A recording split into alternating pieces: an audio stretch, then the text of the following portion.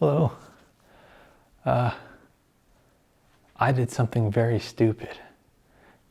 You can see the title. Roll the title.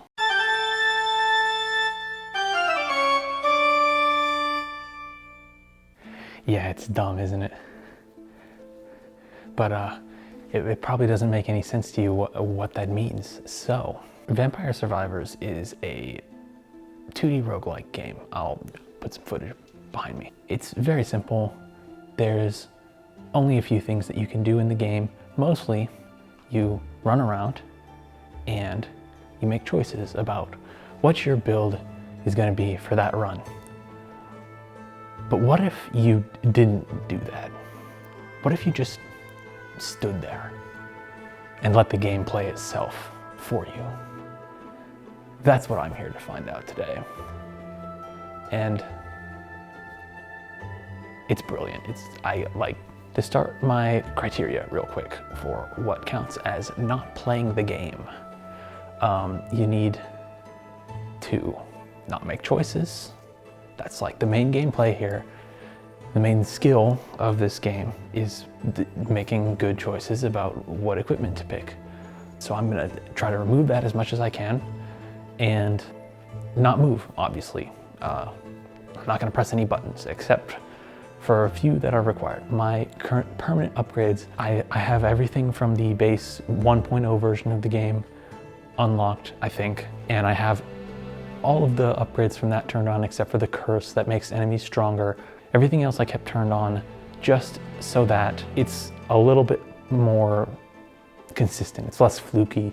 This game, even as much as I have tried to remove RNG, I've limited the slots, I've turned off all sorts of buff items so that those never show up. There's still a little bit, and the extra buffs help mitigate that. Check my notes. I've been doing this a lot. Now, of course, the last part of the title. 6 tiers on the tier list. You've got the S tier, the really, really good. Like, this is a legitimately good run, even considering if you were moving. You've got the A tier, is just pretty good, pretty solid. Generally the best at standing still. These are characters, by the way. Don't know if I said that yet. Oopsie. The B tier, you've got, which is just solid characters. And then you've got the C tier, which is okay characters. D tier, which is it's just bad. And then F tier, which is truly atrocious. And we'll get into just how bad the characters in the F tier really are. The last thing I did is I tested each character across 5 base game stages. It's generally like the main progression through the beginning of the game, which is the Mad Forest, the Inlaid Library, the Dairy Plant, the Gallow Tower, and the Capella Magna. These 5 stages, I tested every single character standing still and recorded how long they were able to stay alive. Antonio has just a little bit of extra health and a little bit of extra armor. He's got this whip weapon that is generally pretty solid. It scales pretty well as he levels up, but it's got this corner down by his right foot, I think. That, and just the bottom in general, but especially that corner, that it's really, really bad at reaching. So he just does this, you can see. If he didn't have that one small issue with the corner, he'd be a whole lot better, but as he is, he averages about 1.5 minutes, and that puts him right at the bottom of C tier. Imelda is good. Imelda is a good character. She got her wand that auto-targets onto, I think, the nearest enemy. Maybe not, but it's close. It at least prioritizes closer enemies over ones that are across the map. And this is very strong, as you can see. Now, for those of you familiar with the game, you'll notice this is those of you really familiar with the game, this is the regular version of Imelda. She does have a slightly upgraded version, but I do not believe that was from the 1.0, and I'm not doing anything as much as I can, I'm avoiding stuff from not 1.0, which means no upgraded versions of characters. I'm not going to mention it in the future, but there are a couple more. Anyway, back to what I was talking about before. Imelda does have some weaknesses. She's not completely perfect. She's got very poor crowd control. Despite her pretty good rate of fire, she doesn't hit very many enemies at once.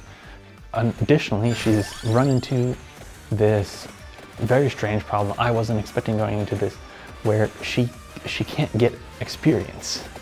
And not just because she kills all the enemies too far away to reach any of the experience, because what happens is the experience on the map, all these little gems that you see, there's a limit. There's only so many that can be on the map at once. So she kills all these enemies along the outside, but then once she's done that, even when the enemies start to get closer and would normally drop gems to let her level up, the cap is already full and she can't level up. And this is the problem for quite a few characters, but it's almost, I think, the biggest for her, or at least it's close, because she has such good range and such good consistency, and she needs the levels to do better. That said, she's still a pretty good character. She averages about 4 minutes and 20 seconds, which puts her solidly in the B tier. And if you'll notice, that's a pretty big gap between her and Antonio. This game is not very well balanced across the 40 characters that I'm doing. Moving on to Pasqualina, I think. If you've not noticed, there's a lot of Italian names in this game. I'm gonna try to pronounce them. Mostly, I'm probably gonna fail a few times, so if you're Italian or something, I'm sorry. Pasqualina, she's bad. She's a bad character. Her weapon, the Rune Tracer, is very cool. It's one of my favorites to play the game regularly with, because it's like the DVD logo, but it doesn't protect her like at all, so she just dies. Her average time is about 43 seconds, which puts her pretty low to the bottom of the tier. I'm not going to say the average time every time, but especially these early ones, got to give some context as to how far apart these tiers are. Oh, I'm gonna stab you. Moving on to Gennaro, or maybe Gennaro, I don't know. Gennaro or Gennaro, one of the two. I'm gonna go with Gennaro, that sounds right to me. First off, it's a weird name for a British guy. You can tell he's British because of all the knives, so, you know, stab, stab. Stupid joke. Why did I write that? This guy, he starts out with some extra health, and he has some extra amount, which is the number of projectiles that he's throwing, or number of just whatever. It's a weird stat. It's not exactly intuitive sometimes, but long story short, he's throwing more knives right now than another character with the knife weapon would. The other thing is the knives usually point wherever you're moving. Obviously we're not moving, so they just go to the right. The right? I don't know.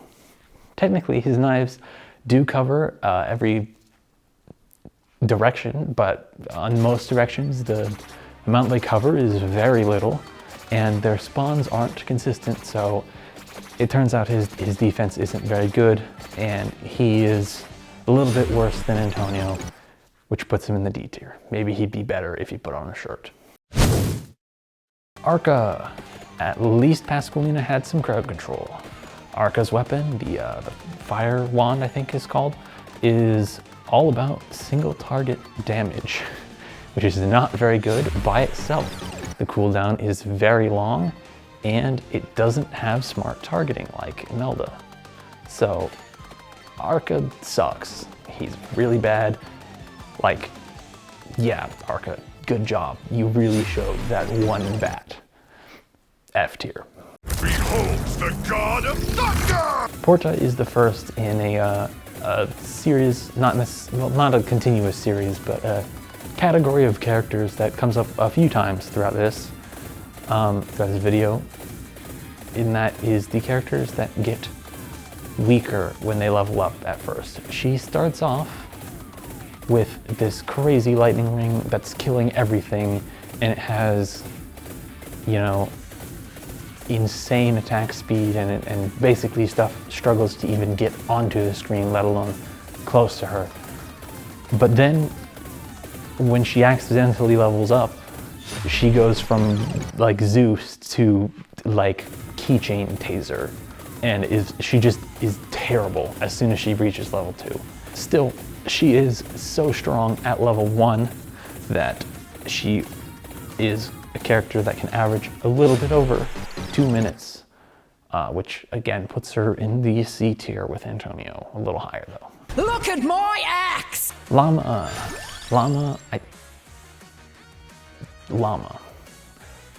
What a name.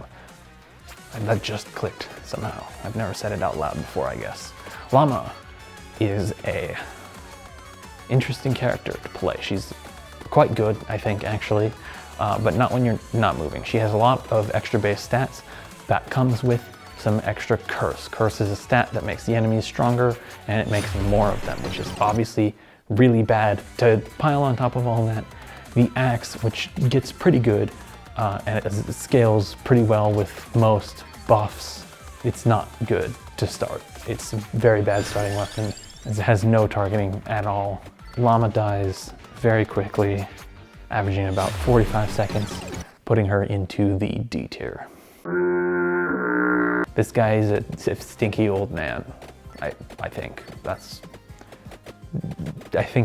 what is surrounding him. Stink, I don't know. He uses garlic. That's his weapon, and it's a pretty good weapon. Keeps things away great until those things can take any amount of damage and survive. So he dies pretty quickly to the bosses. He averages slightly more than Porta, and so he also ends up in the C tier. Next up, Clarice, I think, another one I'm not really sure how to pronounce, is another one of those characters that's like Porta, where she starts out with this crazy amount of area on her weapons, but it doesn't last and shrinks down extremely quickly as soon as she levels up. This area is not nearly as strong as Porta's like lightning gun, but at least her weapon, which is the Santa water, I'm not really sure what is up with the name of that one, is a lot less useless than the lightning ring is without her extra buffs. Unfortunately for her, once she reaches the level 4, I want to say, on the water, 5 maybe, I didn't write that part down. It starts doing this circular pattern around her instead of being, I think, basically random like it was before. But the circular pattern is terrible, and it means that anything that gets close to her just keeps on hitting her. It never covers her and saves her from damage anymore. And as a result, she ends up slightly better than Poe, because that buff is still insane, and the Santa Water is still a decent weapon until you get that upgrade. It's me, Mario! The Mario. It's a him, I guess. He became Catholic. His Bibles stay out for an extra long time compared to normal Bibles, I guess.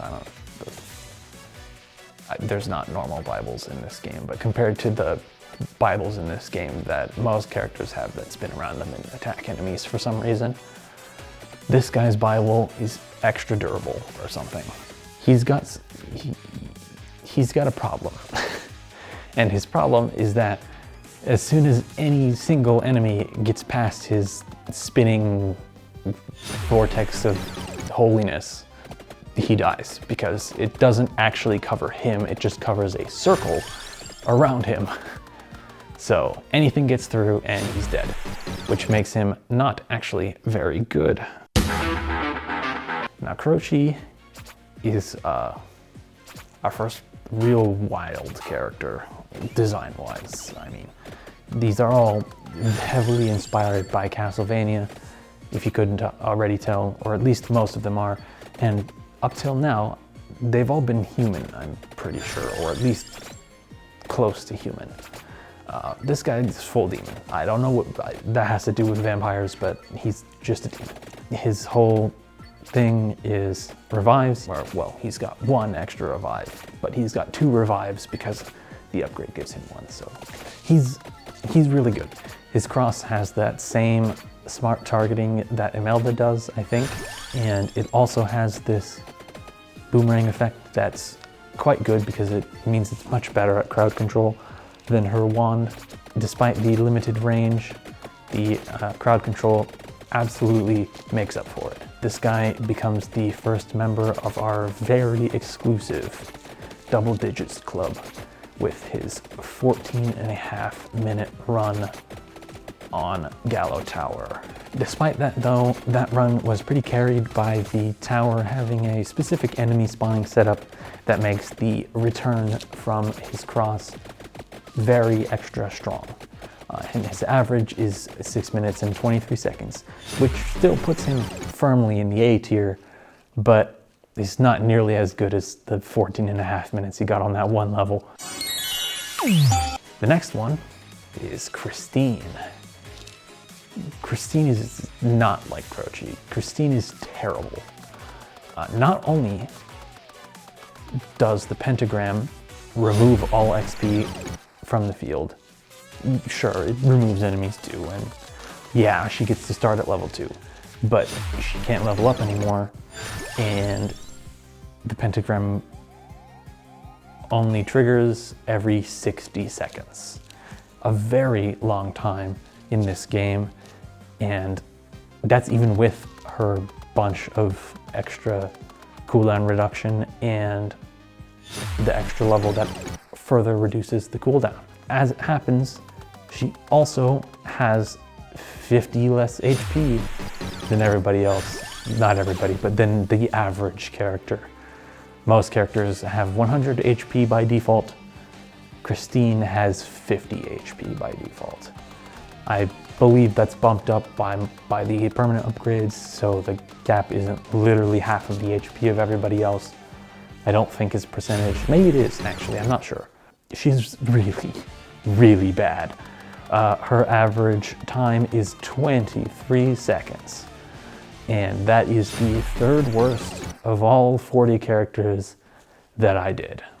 It's terrible. Now we are done with what I would consider to be the standard characters as far as the game is concerned. These are the early characters, generally the easiest to unlock. The next ones are a few sets of sort of special characters. Like the next set, which starts off with, she's got special music and she's unlocked by finding her on one of the levels, which is not a normal unlock method for these characters, although the unlocks in this game are all over the place. What's also unique about Pugnala is that she starts with 2 weapons. They're 2 of basically the same thing.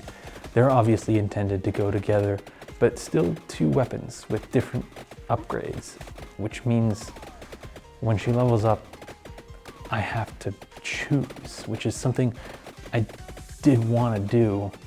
So what I do is I just mash, and whichever one happens to be on the top of the list is Pugnala is basically Bayonetta, but what makes her special and different from the others more so than Christine and Croce, who were kind of different.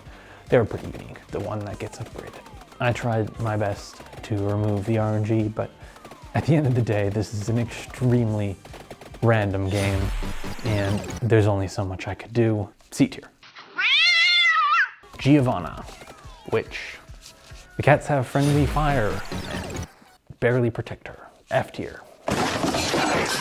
Poppaea or Poppaea, I don't know which one. I'm gonna go with Poppaea. It sounds better to me, I guess. She gains some extra duration every level, which is another weird stat, but it's particularly good for her weapon, Song of Mana, which is already a good weapon, but with extra duration, it just becomes this basically infinite shield that can, similar to Poe, really only be punctured by bosses, or some other things, but mostly bosses. In comparison to Poe, though, she is a lot stronger. just generally, she's just stronger. The Song mana does much more damage than the Garlic. Her extra scaling with the duration just makes it even stronger, and as a result, she ends up in B tier, just a little bit above Imelda.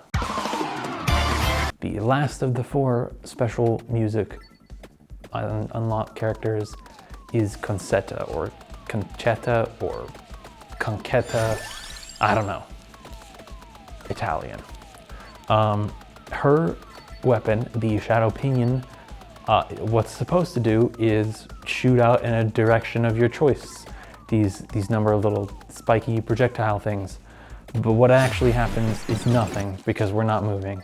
So the spiky projectiles do spawn and get ready to fire out, but they never actually fire because you're not moving. So she's really bad. And on top of all of that, she also starts off with Curse, like Llama. So F tier, obviously. Next up, we get to another section of 4 characters. And these 4 characters are just some real weirdos. As you can see with the Mortaccio here, the spooky, scary skeleton. Probably the least weird of the next 4 characters. Of course, gameplay-wise, they're not unique at all. They all have basically the same gimmick, which is every 10 levels or 20 levels or something, some level so high that they're not getting to it, they get an extra amount, an extra projectile, which none of them are good enough to get. So, Mortaccio, he's got his bones, they bounce back and forth. What is good, at least for him on some maps, is they always bounce directly back towards him, which does give him a decent amount of protection from the enemies that are on him. His average time was 1:18, which puts him right at the very top of D tier. Really not all that far behind Antonio, but I had to put the cutoff somewhere. Yeah, when I said we were getting some real weirdos, I bet you didn't expect things to get a little Chinese. This guy's a panda for some reason. And to top it off, he throws bombs. I don't know what's going on here. Why does the panda have bombs? But to make it even weirder, they're not just bombs. They're only bombs sometimes. And it's based off of a luck stat that I haven't even mentioned up until this point. Whether or not the bombs actually are bombs or if they're just things. I don't know what those are. They're very strange looking. Regardless, he is a little bit worse than Mortaccio and thus also goes in the D tier. Now, Ramba. I don't know what this is. What is this guy? Now you might think ghost, but no, we're gonna get to the ghosts later. This is not a ghost. He doesn't look anything like them. How you unlock this guy is by defeating a bunch of milk elementals on the dairy plant. This game, they don't explain the lore. Clearly something is going on. I think this guy might be a milk elemental, and I don't know what that is, or why he's got minecarts. What do the minecarts have to do with it? It doesn't make any sense. Regardless, he is, once again, slightly worse, but still in D tier. Aww. Finally, Le Soleil, the goodest boy. I love this little guy. He's just the best. He just spreads flowers. It's actually called celestial dusting, so I'm not really sure what exactly he's doing or why it kills things. But regardless, the little good boy, he's the worst of the 4, sadly, but still in D tier. He's not that bad. Ambro Joe. This guy summons furniture using a Kinder Surprise egg. What those two things have to do with each other, I don't know. But as it turns out, it works pretty well. And for starters, he is another of the starts off strong characters. He has more amount at level 1 than he does at later levels. So he's, you know, he starts off dropping a little more furniture and he slowly starts to run out of furniture, I guess. But it's not nearly as big of a deal for him because the level upgrades to said furniture are very strong and almost make up for the drop in his passive. He averages a little bit under 2 minutes, which puts him in C tier. Gallo. We are back to the Castlevania-esque enemies. Not enemies, these aren't enemies. The enemies have been Castlevania-esque the whole time. We are back to the Castlevania-esque characters. Gallo is the guy who has the tower. Apparently, he doesn't really look like he would live in that tower, but maybe it's just the fixer-upper that he got for cheap or something, I don't know. His clock lancet is very cool. It's a pretty useful item in combo because as much as it is nice to be able to freeze such high amounts of enemies like it does, it doesn't actually do any damage, and as a result, Gallo cannot kill enemies when you don't pick a second weapon. F tier, obviously. Divano, who has this protective shield. You can see the little aura around him. That's it. It doesn't do any damage, which, I mean, I guess he's a priest, so sure.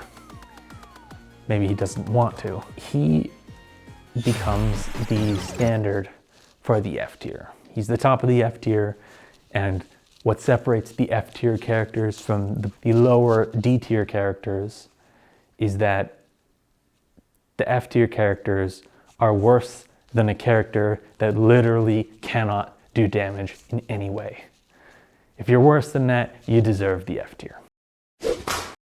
I'm not even gonna try to pronounce this one. She scales up a lot of stats as she levels, but she starts with Curse, and her version of the whip, unlike Antonio's, doesn't cover both sides, which means she's pretty much just cooked. F tier. And here's the point where I'm gonna put a spoiler warning. This game isn't very story-based, but the unlocks can be fun to discover what crazy character there is in this game. And the game does give you hints, so for the most part there isn't really reason, or at least it's not necessary, to look them up. And if you think this game looks interesting, it's pretty cheap, it's on mobile, so you almost certainly can play it. I'd recommend giving it a try. But if you really don't care or you've already played, then we'll move on to the secret characters. Starting off the secret characters is X-Dash. I told you, ghosts look different. That dude was a milk elemental. Anyways, this is the ghosts with birds section, and as it turns out, birds are really bad. And to combine that with a ghost that has less health than a normal character, and he dies very quickly. He's not quite as bad as Christine, but definitely in the F tier. Toasty, another ghost with another slightly different color bird. This time, the ghost has 1 HP. That's it. He dies instantly. Obviously the worst character in the game. We're on a bit of a generational run with F tiers now. That's 5 in a row. Smith the Fourth is not going to break that F tier curse. It's yet another ghost with yet another bird. This time the bird is green. Yay. It still doesn't do anything. He's still got 7 health, which makes him slightly better than Toasty. F tier, second worst character in the game. Yay, not a ghost.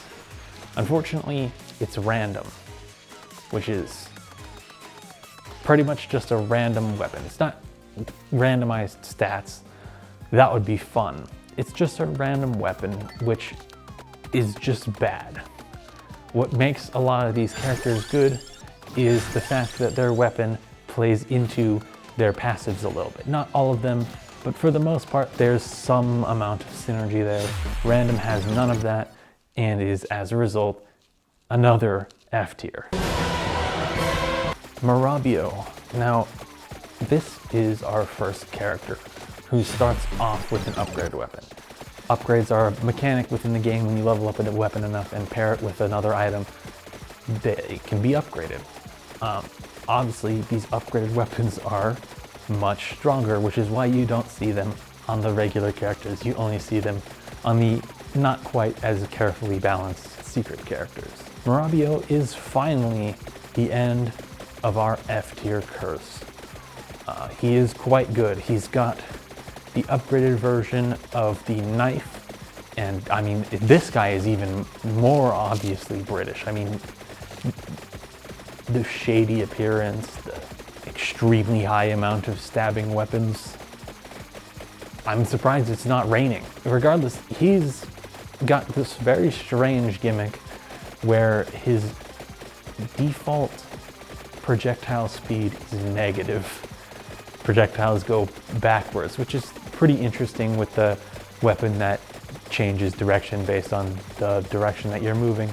But since I left the permanent upgrades on, they actually do move slightly forwards. However, he also just throws them out constantly with no cooldown, which means that even though the amount that it covers behind and on top and below him is fairly limited, he's spawning these knives so often and he does so much damage that he actually ends up being a very good character. He becomes the second member of our double digits club with Croce.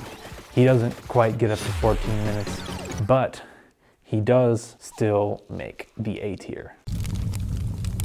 Avatar. Not the blue people version or the bald kid. This is, I think, the vampire from the title of the game. I think he's the vampire that is being survived by all the rest of these characters. So I guess it's vampire survivors and Avatar. He's got this insane amount of buffs. He's got an extra revive along with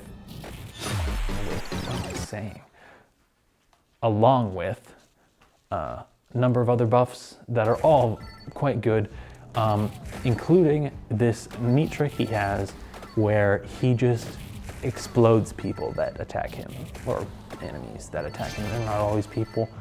The bats also explode. It's a very useful special trait that he's got, especially because his weapon only attacks in front of him, which is normally a death sentence, but this guy with his exploding skin is so tanky that he makes it work anyways, and he ends up at the top of the B tier. Minna, or Mina maybe, I'm gonna go with Minna, has an interesting gimmick where her stats change every minute. Like her base passives change every minute, not just level ups. This is a unique amongst at least these 40 characters, and to go with it, she has the upgraded whip, the upgraded version of Antonio's whip, which has very similar coverage issues compared to his, but it comes with lifesteal, which in this particular challenge is very strong. The lifesteal combined with maybe a little bit of that randomized stat goodness gets her up to C tier. Leda comes with the evolved wand and double normal damage. This is insane. I don't know why they decided to make the weird meat creature. I think meat creature. I hope that's meat. Actually, I don't know if I hope that's meat. Maybe I shouldn't say that. I hope that's like immaculately painted styrofoam in a really nice cosplay or something. Anyways, Leda is absolutely ridiculously broken for this particular challenge. Like, remember the problem that Imelda had with not getting XP? The evolved wand still causes the same problem. It just doesn't matter. It fires so ridiculously that it doesn't matter. Like, remember Croce's record 14 minutes and 30 seconds? Leda averages over 17 minutes across all 5 levels. The best run was an over 22-minute run on the Inlaid Library. The only thing that could stop Leda a little bit earlier than normal was the 10-minute wave of the dairy plant, which just spawns a whole bunch of enemies that also spam projectiles. And since the projectiles get hit and cancel out Leda's projectile spam, the enemies win. But that was the only thing that could stop it. So, S tier. Great, another bird, we're back. This time, it's 3 birds at least. I know the UI says that Cosmo doesn't have a weapon. It's just hidden. It's a hidden weapon, and by hidden weapon, I mean hidden 2 birds, which is still basically useless. To go along with the birds though, at the very least, Cosmo is a phoenix and gets a screen wipe on revive plus an extra revive, which makes it significantly better than the other bird-wielding characters, and in fact, even manages to pull it up to being the worst character in the D tier. Peppino is a tree. Seems like it should be pretty good for no move, and in fact, it was designed for no movement. Peppino, by default, has minus 100% movement speed.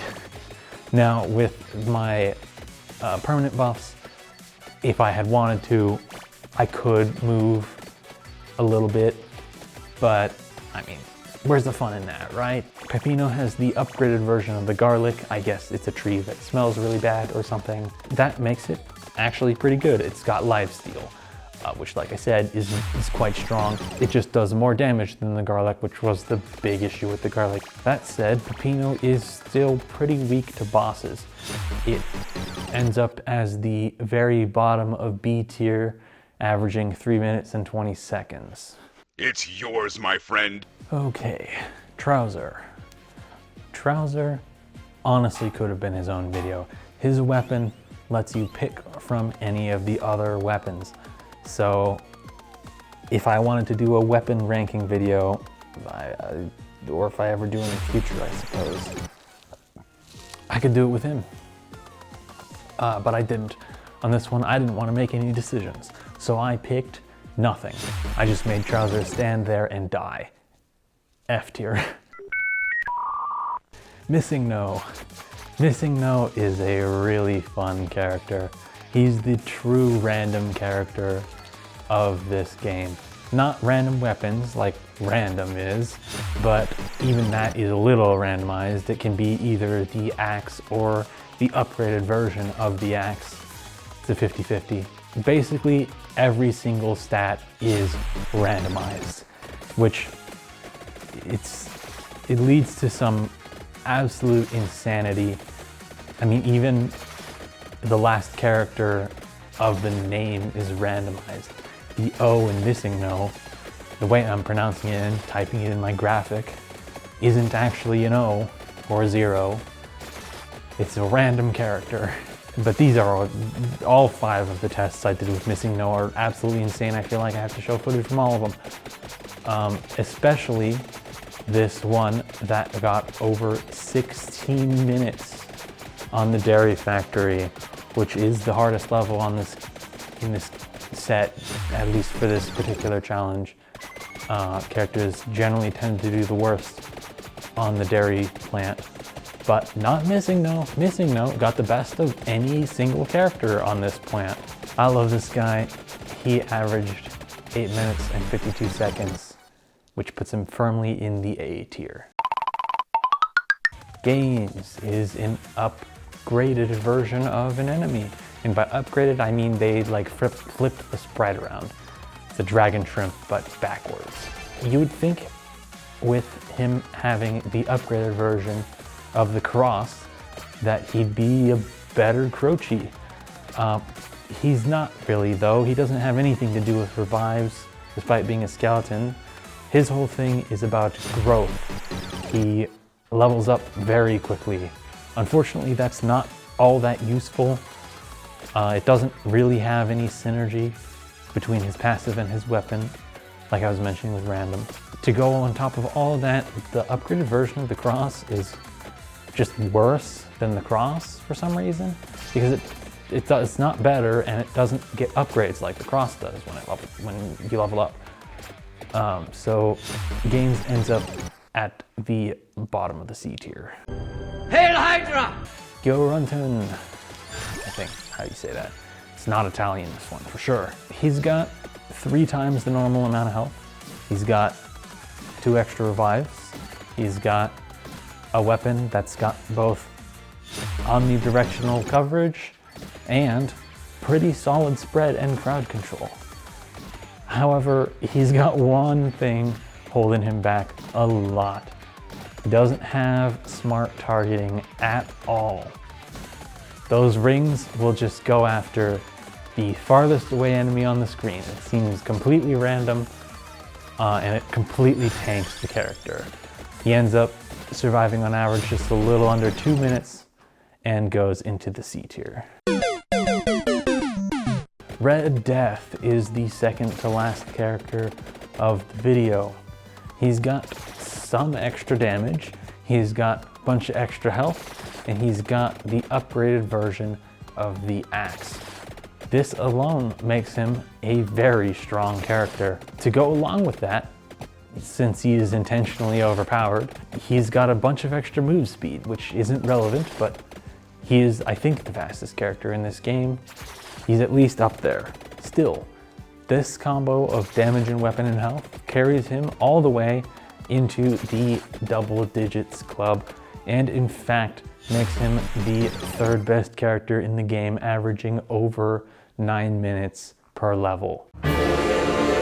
Finally, we have Queen Sigma, who is absolutely ridiculous. Her description just says she owns everything, which likely means both literally being the queen and in fights. She owns everything, she beats everything. It's insane. She has upgrades in every stat across the board except Curse, which is a little bit higher. She has the Victory Sword, which is insanely strong. It's got infinite range, it's got good targeting, it's got good scaling, it gets way stronger as it levels up. It's got pretty good crowd control, and it's even got Avatar's little trick where it retaliates when Sigma takes damage, except for instead of a little explosion, it fires off another version of the extremely strong weapon effect, essentially just doubling her weapon damage against enemies that are good enough to have touched her. It's absolutely ridiculous. I mean, I know this game isn't balanced. This character is obviously supposed to be overpowered. Like Leda, she actually did end up falling to the insane projectile spam on the dairy plant. But she had the highest time on every other level that I tested of the 5. Average well over 20 minutes. And in the Mad Forest, she managed to hit 27 minutes and 46 seconds. You win the level when you hit 30 minutes. Queen Sigma is so good, she almost hits Luigi wins by doing absolutely nothing tier. The most obvious S tier of all time. Thank you for watching the video. Goodbye.